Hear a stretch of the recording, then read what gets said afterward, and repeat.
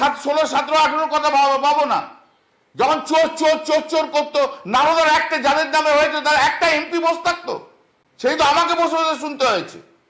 ভাবমূর্তি নষ্ট তো সৌগত রায়রাই করেছে নারদার থেকে। আমি কেন এটা মানবো? আমি আমার মতো একজন লোককে বলছি জেলে ঢোকাও।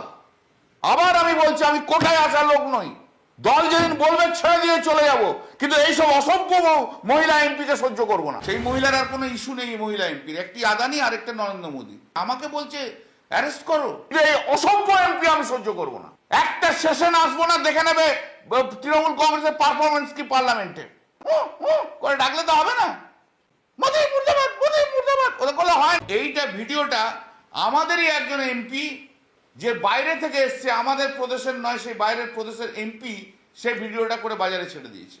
এবং এর ব্যাকগ্রাউন্ড একটা রয়েছে, কীর্তি আজাদ, কয়েকজন মহিলা এমপি এবং 2-4 জন মেল এমপি একটা চিঠিতে সিগনেচার নিয়েছে। ওই সন্দেশ একটা দোকান আছে না চিত্তরঞ্জন পার্কে, তার একটা কাউন্টার পার্লামেন্টের ক্যান্টিনে খোলা হোক। যে মুহূর্তে আমি জানতে পেরেছি, সঙ্গে সঙ্গে আমি বিরোধিতা করেছি, না এটা হতে পারে না।